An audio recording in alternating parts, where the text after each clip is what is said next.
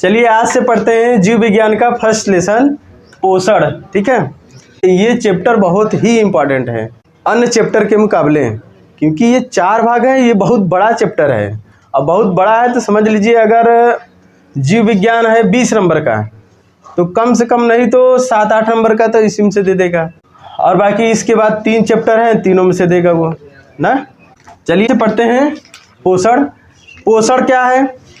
अच्छा, ये पोषण पढ़ने से पहले हम थोड़ा सा ये जान लेते हैं कौन से जीव हैं, कौन से निर्जीव हैं, वो रहते कैसे हैं। ठीक है, उनका जो सभी प्रक्रिया वो जीवित कैसे हैं। ठीक, जितने भी पृथ्वी पे जीव हैं वो जीवित कैसे हैं, क्या करते हैं, कौन जीवित है कौन निर्जीव है। ठीक है, इसको पहले समझते हैं। तो बताइए जीवों और निर्जीवों में क्या अंतर है? जीव और निर्जीव में क्या अंतर है? जीव किसे कहते हैं? ऐसे जीव किसे कहते हैं जिसमें पाचन, उत्सर्जन, ठीक है, श्वसन, परिसंचरण ये सभी होता है, वह जीव कहलाते हैं। ठीक है, और जो ये सभी नहीं करते हैं वो निर्जीव कहलाते हैं। जैसे जितनी वस्तुएं हैं ये सभी क्या है? निर्जीव। इसमें पाचन, श्वसन, उत्सर्जन, परिवहन ये सब कुछ नहीं होता। ठीक है, ये क्या है? निर्जीव। तो जो जीव होते हैं, जीव में क्या होता है? पाचन वगैरह होता है। ठीक है, पाचन, श्वसन। और निर्जीव में क्या होता है? निर्जीव में ये सभी कुछ नहीं होते हैं। ठीक, अब ये जो जीव होता है ये जीव वातावरण में रह के सर्वाइव करता है। ठीक है, ये वातावरण में रहता है और बहुत ज़्यादा संघर्ष भी करता है। तो जीव रह के संघर्ष करते हैं। संघर्ष जो जीव नहीं करेगा वो जीवित नहीं रहता है। ठीक है, ये हम लोग पढ़ेंगे आनुवांशिकता में, देखेंगे कौन जीव कैसे यहाँ पे विद्यमान है, कौन किसका अस्तित्व खत्म हो गया, कौन बचा हुआ है। ठीक है, और कौन सबसे खतरनाक है। हालांकि यहीं पे बता दें कौन जीव खतरनाक है। मानव सबसे खतरनाक जीव है। मानव पृथ्वी का सबसे खतरनाक जीव है। बताओ, कोई भी जीव इससे ज़्यादा खतरनाक नहीं है। अब ये जिसको चाहे तिसको मार दे, समझ लो। अपना ही अस्तित्व खत्म करने के लिए वह परमाणु बम बना लिया है। ठीक है, दुनिया के सारे परमाणु बम को फोड़ दिया जाए, पूरा पृथ्वी नष्ट। समझ, इतना खतरनाक है मानव। तो मानव पृथ्वी का सबसे खतरनाक जीव है। तो इसके बारे में डिटेल से आगे पढ़ेंगे। पहले आते हैं टॉपिक पे। तो जीव जो होते हैं, जीवों को अपना जीवित रहने के लिए जो सभी प्रक्रियाएं वह अपनाता है उसे क्या कहते हैं? जीवन की प्रक्रियाएं। क्या कहते हैं? जीवन की प्रक्रियाएं। जीव वातावरण में जीवित रहने के लिए जो सभी प्रक्रियाएं अपनाता है, जो सभी प्रक्रियाओं द्वारा वह जीवित रहता है, उसे जीवन की प्रक्रिया कहते हैं, या जैव प्रक्रम कहते हैं, या फिर उपापचयी कहते हैं। क्या कहते हैं? उपापचयी। इसी को क्या कहते हैं? जैव प्रक्रम। ठीक है, जैव प्रक्रम। जैव प्रक्रम किसे कहते हैं? जीवों को जीवित रखने के लिए वे सभी प्रक्रियाएं जैव प्रक्रम कहलाती हैं। ठीक है, वे सभी प्रक्रियाएं जो जीवों को जीवित रखता है। ठीक, इसे उपापचयी भी कहते हैं या फिर मेटाबॉलिज्म कहते हैं। ठीक है, मेटाबॉलिक। इसको याद करने के लिए क्या कहते हैं? मैक करो, मैक याद करो ना। मेटाबॉलिक मेटाबॉलिक था ना, फिर ये एनाबॉलिक और ये कैटाबॉलिक ना। तो उपापचयी कितने प्रकार के होते हैं? 2 प्रकार के। उपापचयी कितने प्रकार के? 2 प्रकार के। यहाँ मैक से याद करेंगे। मेटाबॉलिक 2 प्रकार के, कौन कौन? एनाबॉलिक और कैटाबॉलिक। एनाबॉलिक और कैटाबॉलिक। एनाबॉलिक क्या है? उपचयी।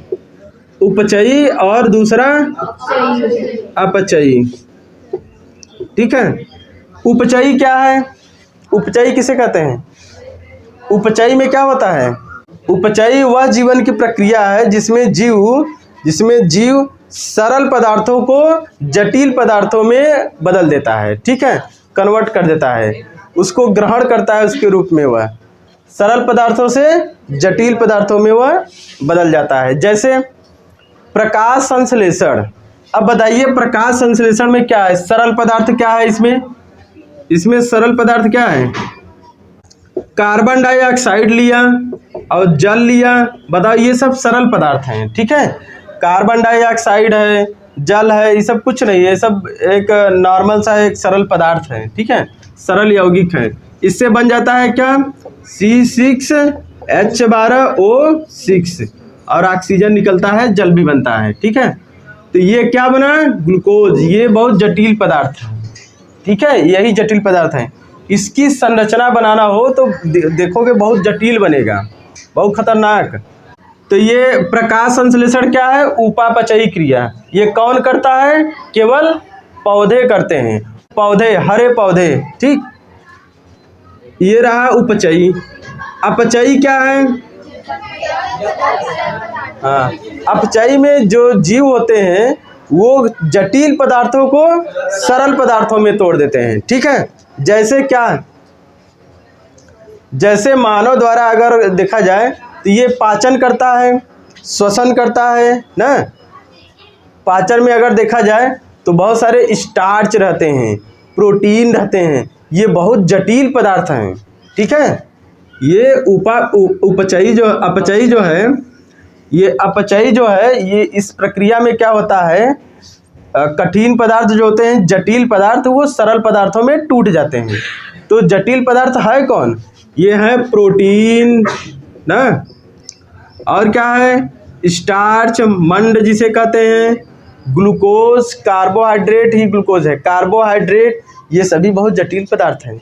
इसको तोड़ देता है, कौन तोड़ देता है, मानव या फिर कोई भी जीव पाचन द्वारा, और तोड़ के उसको सरल पदार्थों में बांट देता है, ठीक है। सरल पदार्थ मतलब एमिनो अम्ल बन जाएगा, ठीक है, ऊर्जा में कन्वर्ट हो जाएगा, ऐसे सभी होगा, ठीक है। तो पाचन द्वारा कोई भी जीव जटिल पदार्थों को सरल पदार्थों में तोड़ देता है, ठीक है। अब ये समझ में आया, बस इतना था। इसमें बहुविकल्पी बन सकता है, तो ये कोई दिक्कत है इसमें। उपापचयी दो प्रकार का, उपचयी और अपचयी, ठीक है। अब इसका प्रक्रिया ये है जो समझाए हैं। आगे बढ़े। अब ये जो जीवन की प्रक्रिया है, ये जो इसमें जीव हैं जो भोजन ग्रहण कर रहे हैं, वह भोजन, उस भोजन में ऐसा क्या है जो जीव वृद्धि करने लगता है। जीवों को कोई दिक्कत नहीं होती है, वह बीमार नहीं पड़ता है, ठीक है। तो मतलब भोजन में कुछ तो है। भोजन ग्रहण करने का सेंस क्या है, बहुत सारे जीव ऐसे हैं, बहुत सारे महात्मा वैसे हैं, या फिर साधु वधु ऐसे हैं, उनको अपवाद मान लेते हैं, ठीक है। और लोग कहते हैं हम बस, एक तो मिर्ची वाले बाबा आए थे, कहे हम मरचा खाई के एक आध 2 साल जिए थे, जानते हो नहीं। मरचा वाले बाबा ना मरचा खा के 2-4 साल जिए थे, पता लग रहा था। एक कंप्यूटर वाले बाबा आए थे, कंप्यूटर ही चला रहे थे, और वो हवा पी रहे थे। क्या हवा पीने वाले बाबा पता नहीं आए कि नहीं। तो बहुत सारे बाबा ऐसे थे जो उनका सब अलग ही चल रहा था, वो पाचन वचन कुछ नहीं कर रहे थे, वो बस कोई एक ऐसा, एक ठो और कोई ऐसा साधु हैं, बाबा हैं, जो केवल पानी पीते हैं, केवल पानी पी के रह रहे हैं, बताओ 4-5 साल से, कई सालों से।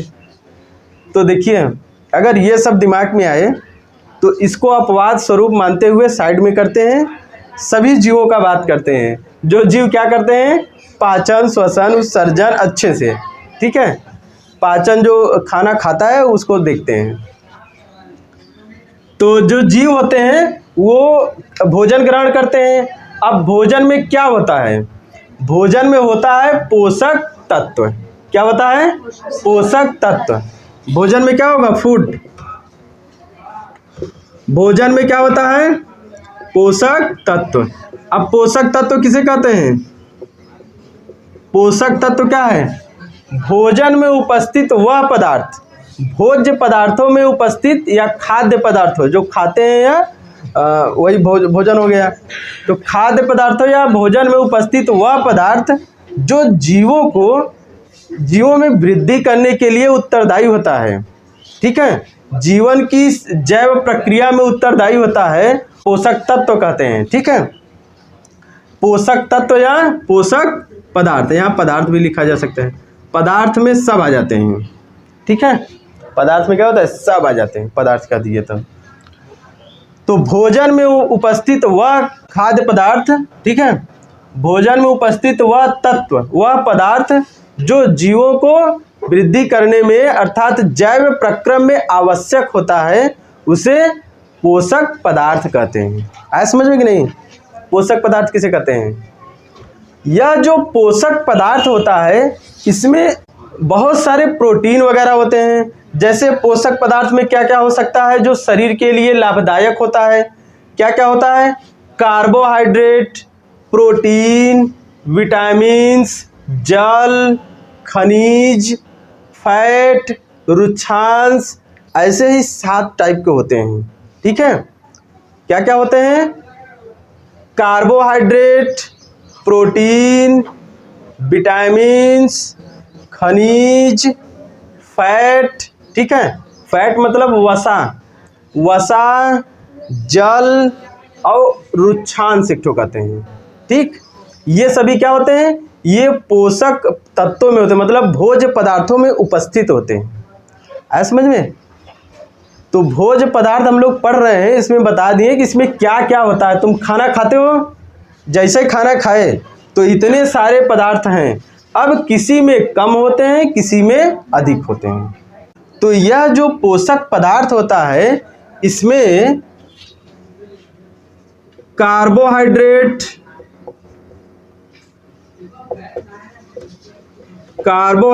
रहता है, ठीक है, और क्या रहता है, प्रोटीन, और क्या रहता है, वसा रहता है, विटामिन्स रहते हैं, विटामिन, ठीक है, और क्या रहता है, खनिज लवण रहता है, खनिज लवण, और क्या रहता है, जल रहता है, जल भी होता है ना, और क्या रहता है, रुक्षांश, ठीक है, फाइबर 7 तो होते हैं। देखो खाद्य पदार्थों में देखो कितने पदार्थ हैं जो शरीर के लिए लाभदायक हैं, देख रहे हो ना। कार्बोहाइड्रेट मीठे वस्तुओं में पाया जाता है, जो चीज़ मीठा आता है उसमें क्या है, कार्बोहाइड्रेट। प्रोटीन, दालों में, हर प्रकार के दालों में क्या रहता है, प्रोटीन, ठीक है, हर प्रकार के दालों में प्रोटीन। कार्बोहाइड्रेट मीठे चीज़ों में पाया जाता है जो हमें ऊर्जा देता है। प्रोटीन दालों में पाया जाता है अधिकतर, नहीं सबसे अधिक प्रोटीन पाया जाता है सोयाबीन में, ठीक है, सोयाबीन पाया जाता है, फिर उसके बाद पाया जाता है मशरूम में, फिर उसके बाद पाया जाता है दाल में। प्रोटीन की यह क्रम है ना, सबसे अधिक इसमें पाया जाता है प्रोटीन। प्रोटीन से क्या होता है, वृद्धि होती है शरीर की। जैसे छोटे बच्चों में प्रोटीन अधिक होता है, वो वृद्धि करते रहते हैं बहुत तेजी से, ठीक है, सभी में प्रोटीन रहता है। 20 से ऊपर जाओगे, 25 से ऊपर, प्रोटीन की मात्रा खत्म हो जाएगी, ठीक है, प्रोटीन ज़्यादा नहीं बनेगा, बाहर से तब लेना पड़ेगा। ऐसे शरीर में भी प्रोटीन बनता रहता है। प्रोटीन समझ गए। वसा, फैट कहाँ रहता है, यह जो खाते हो पिज्ज़ा, बर्गर, यही सब ना, उल्टा सीधा तेल वाला चीज़, उसी में रहता है ये फैट, वसा, ठीक है। इसी से चर्बी हो जाता है, चर्बी आ जाते हैं, एकदम मोटा जाते हैं। तो ये जो चर्बी होता है ना, इसी फैट को कहते हैं चर्बी। आया कि नहीं समझ में। विटामिन्स, अब विटामिन्स तो सबको पता है, vitamin A, vitamin B, vitamin C, vitamin D, vitamin E, अब विटामिन एच भी होता है ना। तो ऐसे विटामिन्स होते हैं। अब इन सभी विटामिन्स का अलग अलग काम है। अब ये विटामिन्स आपको क्या करेंगे, आपका रोग प्रतिरोधक क्षमता बढ़ाएंगे, ठीक है, रोगों से लड़ने के लिए आपका विटामिन अच्छा पोषक पदार्थ है, ठीक है। खनिज, खनिज क्या है, खनिज भी हमारे शरीर के लिए बहुत लाभदायक है। जैसे हमारे शरीर में क्या क्या है, सोडियम, मैग्नीशियम, आयरन, लोहा भी है हमारे शरीर में, ठीक है। लोहा ऐसा नहीं खाना है लोहा, कोई भी खनिज वाला कोई भी पदार्थ होता है ना, हमारे शरीर में माइनर पार्ट में होता है, ठीक है, बहुत छोटे पार्ट में, अणुओं के रूप में एकदम ऐसे जाता है। ये नहीं कि ऐसे लोहा खा जाएंगे, लोहा जाएगा माइनर पार्ट में, मतलब पालक ओलक खाएंगे या फिर और जिसमें लोहा रहता है, पालक, सेब, अमरूद ऐसे रहता है ना, ये सब खाएंगे तो लोहा मतलब आयरन की कमी हमारे शरीर में दूर हो जाएगी। आयरन की कमी, अगर आयरन की कमी हो जाएगी ना तो खून की कमी हो गई, खून की कमी होगी तो हीमोग्लोबिन की कमी भी रहेगी, ठीक है। हीमोग्लोबिन की कमी रहेगी, खून की कमी रहेगी तो हो जाएगा एनीमिया रोग, बेहोश हो जाओगे, ऐसे चलते रहोगे, गिर जाओगे दाएं से, ठीक है। तो बड़ा खतरनाक है,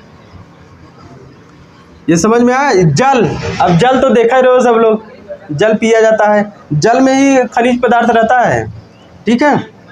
जो पहाड़ों वाला जल रहता है और लोग पिए होंगे, जो निकलता रहता है पहाड़ों में से, तनी तनी पहाड़ों में से, और वो पहाड़ पूरा खनिज पदार्थ लिए एकदम सिमटे हुए आ रहा है, बहुत बढ़िया पानी होता है।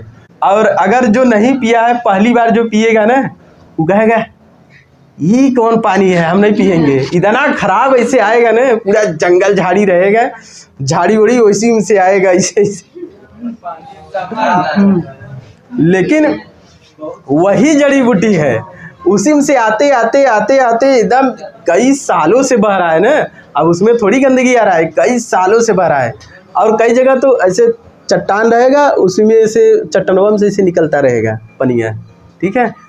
तो ये जल बहुत बढ़िया होता है, ठीक है। रुक्षांश, अभी रुक्षांश क्या है, रुक्षांश जब इसमें से रुक्षांश ये ऐसा चीज है, इसमें से और लोगों को बहुत खराब लगता होगा। नेनुआ किसको किसको खराब लगता है? नेनुआ में जो रेशा रहता है, रेशवा जो रहता है वही रुक्षांश है। रेशा, बेल वेल, जो बेल पीते हैं ना, और लोग क्या करते हैं, बेल को एकदम छन्नी से छान के एकदम पूरा एकदम एक एक कड़ निकाल देंगे, और बचेगा ऐसा लग रहा है कि शरबत पी रहे हैं, ठीक है, नींबू पानी बना देंगे उसको, बेल को ना जी। कौन कौन ऐसा करता है, पूरा उसको एकदम मिला उला के बेल एकदम उसको घोर के उसको इतना छान देंगे कि सब निकल जाएगा, केवल वो मीठा मीठा बचेगा। तो कोई बात नहीं, सब लोग छान के पियो, अब हम क्या करें। नहीं तो उससे ज़्यादा नेनुआ से खा लेते हो, बताओ। नेनुआ अगर खाते हो तो उससे ज़्यादा ही कुल जाता है रेशा, तनी के रीढ़ नेनुआ रहे तब देखे, खवाबे नहीं करे। भिंडी में देखो रहता है, भिंडी रूढ़ भिंडी रहे तो एकदम कचर कचर करते करते एकदम बेकार रहता है। कितना तेल मसाला डाल दो। तो ये है सभी पोषक पदार्थ के भाग ना, पोषक पदार्थ में ये सब आते हैं, पोषक तत्व ये सब हैं, ठीक है। तो अब आते हैं इसको छोड़ के अपने टॉपिक पे। क्या पढ़ लिया हम लोग? भोजन, भोजन में क्या रहता है? पोषक पदार्थ, ठीक है। अब पोषक पदार्थ कितने सारे, ढेर सारे हैं, ये सभी हैं, ये सभी हैं, ठीक है। अब ये जो पोषक पदार्थ होता है हमारे शरीर में जाता है, तो हमारे शरीर में पोषक पदार्थों का हमारे शरीर द्वारा पोषक पदार्थों का ब्लड के थ्रू, ब्लड के द्वारा शरीर के सभी अंगों तक पहुंचना ही पोषण कहलाता है। अब पोषक पदार्थ जब हमारे ब्लड के थ्रू हमारे सभी अंगों तक पहुंच जाएगा तो उसे क्या कहेंगे? पोषण हो गए, ठीक है, आप पोषित हो गए। यह प्रक्रिया कहलाएगी पोषण, ठीक है कि नहीं समझ में? अब ये पोषण हो गया तो हमारे शरीर में भोजन सभी पहुंच गए। अब जब शरीर में भोजन पहुंच गया, मतलब पोषक पदार्थ पहुंच गए, तो अपना कार्य करना चालू करेंगे। अब शरीर में क्या क्या होगा? शरीर में वृद्धि होगी, ठीक है, और क्या होगा? जो शरीर में रोग प्रतिरोधक क्षमता है उसकी कमी दूर हो जाएगी, ठीक है, रोग प्रतिरोधक क्षमता बढ़ेगी। और क्या होगा? शरीर में टूट फूट की मरम्मत हो जाएगी, कट उठ जाएगा तो सही से जल्दी से ठीक हो जाएगा, ठीक है। कोई वायरस वगैरह कुछ अलग से अटैक हुआ शरीर पे तो उससे तुम बचे रहोगे अच्छे से। तो तुम्हारी इम्यूनिटी सिस्टम, रोग प्रतिरोधक क्षमता मतलब इम्यूनिटी सिस्टम तुम्हारी अच्छी रहेगी, तब तुम जल्दी बीमार नहीं होगे। ठीक है, तो ये रहा पोषण। पोषण सबको समझ में आया। अब जब ये हम पोषण के थ्रू, भोजन के थ्रू पोषक तत्वों को ये ले लिए, तो ये लेने की जो प्रक्रिया होती है, लेने का जो तरीका होता है अलग अलग होता है। ये जो पोषक पदार्थ हैं, इनको ग्रहण करने का तरीका अलग अलग होता है। कौनो जीव क्या कर रहे हैं, तो कोई जीव मरे हुए को खा रहा है, तो कोई जीव जिंदे को खा जा रहा है, कोई जाके पालक लेकर आके मतलब सब्जी लेकर आके खा रहा है, तो कोई फल खा रहा है। तो ऐसे बहुत सारे टाइप हो गए ना। देखो बहुत सारे जीव होते हैं जो केवल मांस खाते हैं और ये क्या कहते हैं, फल सब्जी नहीं खाते हैं। ठीक है, तो ऐसे ही बहुत सारे जीव अलग अलग प्रकार के पोषक पदार्थों को ग्रहण कर रहे हैं कि नहीं। तो इन भोज्य पदार्थों को इस आधार पे अगर बांटे हम लोग, तो 2 भाग में बांटा जा सकता है। कितने भाग में? 2 भागों में। जो पोषण होता है वो 2 भागों में हो गया। स्वपोषी पोषण, स्वपोषी पोषण, स्वपोषी पोषण। स्वपोषी पोषण किसे कहते हैं? ऐसे जीव जो अपना भोजन स्वयं बनाते हैं, उसे क्या कहते हैं? स्वपोषी पोषण, स्वपोषण। ठीक है, यह स्वपोषी पोषण हो गए।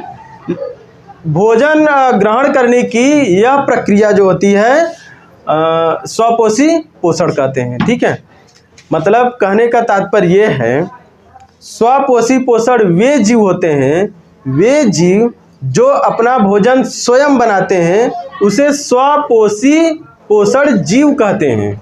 उसे स्वपोषी जीव कहते हैं। जो अपना भोजन स्वयं बनाएंगे उसे स्वपोषी जीव कहेंगे, और यह प्रक्रिया स्वपोषी पोषण कहलाती है। ऐसा समझ में? किसी को कोई दिक्कत? यहीं पे कंफर्म करो सब, न याद हो तो फिर बताओ। वे जीव जो अपना भोजन स्वयं बनाते हैं, वे क्या हैं? वे कौन से जीव हैं? स्वपोषी पोषण जीव, स्वपोषी जीव। ठीक है, वे जीव कैसे हैं? स्वपोषी जीव, जो अपना भोजन स्वयं बना लेते हैं। ये नहीं कि किचन में गए अपने बना लिए, कह रहे हो कि हम बना दिए भोजन, ये नहीं। ये तुम क्या किए हो? दूसरा कुछ लेकर तुम बनाए हो, वो कहाँ से मिला है? ठीक है, तो स्वपोषी में जो अपना भोजन स्वयं बनाए वह स्वपोषी जीव होते हैं, और भोजन बनाने की यह प्रक्रिया स्वपोषी पोषण कहलाती है। क्लियर? कोई दिक्कत? इसमें क्या आता है? प्रकाश संश्लेषण। ऐसे कौन से जीव होते हैं जो बनाते हैं? जैसे पौधे ऐसे होते हैं जो अपना भोजन स्वयं बनाते हैं। कोई दिक्कत? अब आते हैं विषम पोषी पोषण। विषम पोषी पोषण किसे कहते हैं? वे जीव जो दूसरे अन्य जीवों पे आधारित रहते हैं या स्वपोषी जीवों पे आधारित रहते हैं। ठीक है, उसे विषम पोषी जीव कहते हैं, और यह प्रक्रिया विषम पोषी पोषण कहलाती है। कोई दिक्कत? वे जीव जो अन्य जीवों को मार के खा जाते हैं, अन्य जीवों पे आधारित रहते हैं, या फिर स्वपोषी वाले जीव पे आधारित रहते हैं, जैसे पेड़ पौधों को जो खाता है। ठीक है, मतलब सब्जी उब्जी जो खाते हो वही है ना सब। तो पेड़ पौधों को जो खाता है, घास जो खा जाता है, तो अन्य जीवों पे या स्वपोषी जीवों पे आधारित जो जीव रहता है उसे विषम पोषी जीव कहते हैं। उसे क्या कहते हैं? विषम पोषी जीव। और भोजन ग्रहण की यह प्रक्रिया विषम पोषी पोषण कहलाती है। क्या कहलाती है? विषम पोषी पोषण। ठीक है, अब बताइए, स्वपोषी पोषण में तो पौधा था और कुछ जीवाणु हैं, लेकिन विषम पोषी पोषण में तो ढेर सारे हैं। कोई कैसे ग्रहण कर रहा है तो कोई कैसे ग्रहण कर रहा है। तो इसको 3 भागों में बांट देते हैं। कौन कौन से भाग होते हैं? प्राणी संभोजी। प्राणी संभोजी वैसे जीव होते हैं जो क्या कहते हैं, सरल पदार्थों को ग्रहण करते हैं। ठीक है, जैसे क्या आ जाते हैं, मानव, बकरी, सब बहुत सारे जीव जो होते हैं बड़े बड़े, वो प्राणी संभोजी होते हैं, जो स्वपोषियों पे आधारित भी रहते हैं। ठीक है, और बहुत सारे जीवों पे आधारित रहते हैं ये प्राणी संभोजी वाले जीव। ठीक है, एक तो होता है परजीवी। तो परजीवी क्या होते हैं, ऐसे जीव जो दूसरे जीवों पे आधारित होके अपने जीवन का व्यापन करते हैं, आश्रित होके अपना जीवन जीते हैं। ठीक है, मजा लेते हैं, कहते हैं वाह कितना बढ़िया खाना प्राप्त हो जा रहा है। जैसे क्या, जैसे सभी लड़कियों के सर पे पाया गया जुआ जानते हो कि नहीं? हाँ, रोज कंघा लेके इसे कौन करती है ऐसे? सब लोग करते हैं, कोई बताएगा थोड़ी, कोई नहीं बताएगा इसमें से। एक तो कह दे हाँ नहीं करते हैं। देखो यार, जिसके में कुछ ज्यादा ही रहेगा जो ना, वो कहेगा हमारे में क्यों नहीं है, एकदम फिट। हम बहुत महंगा वाला 200-250 वाला शैम्पू लगाते हैं कंडीशनर के साथ, एक क्यों नहीं है। अब पता नहीं उसी का पकड़ के इसे निकाला जाए ना, ढेर सारा निकलेगा। तो जो जुआ होता है वो क्या है, परजीवी।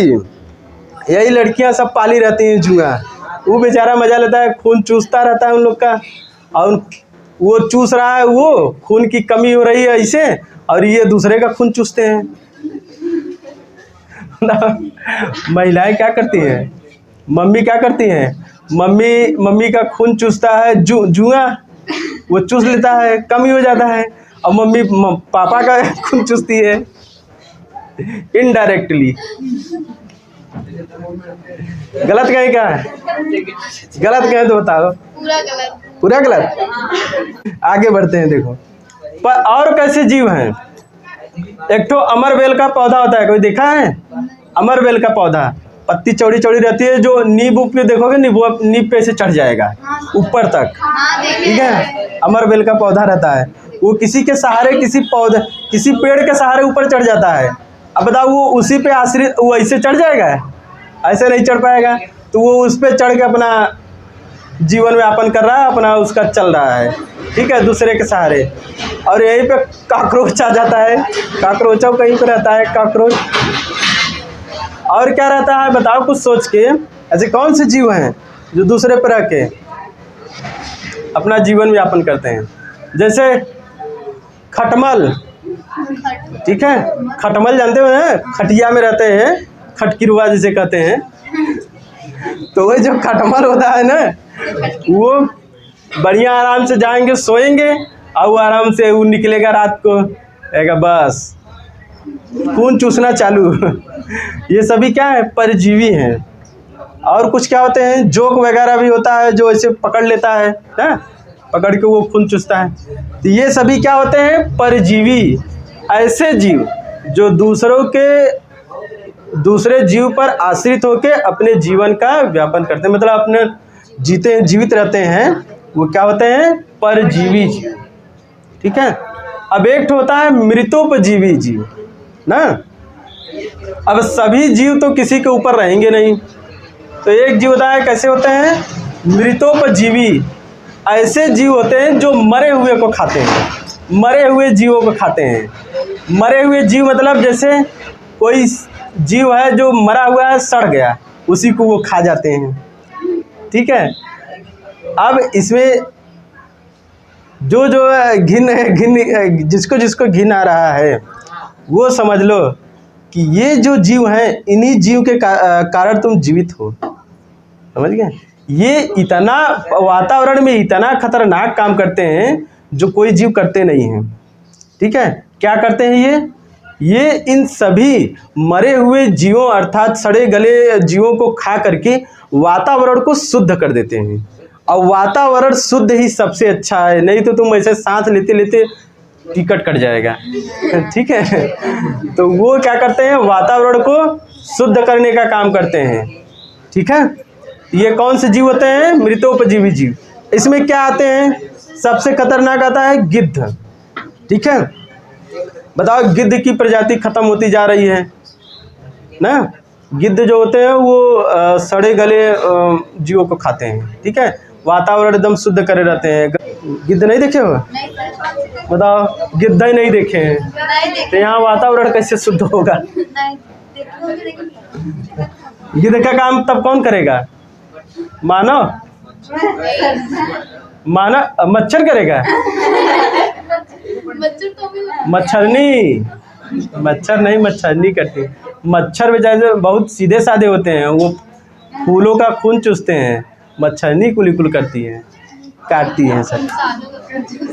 खून चूसने का कोई भी कसर नहीं छोड़ती है, मच्छरनियों चूस रही।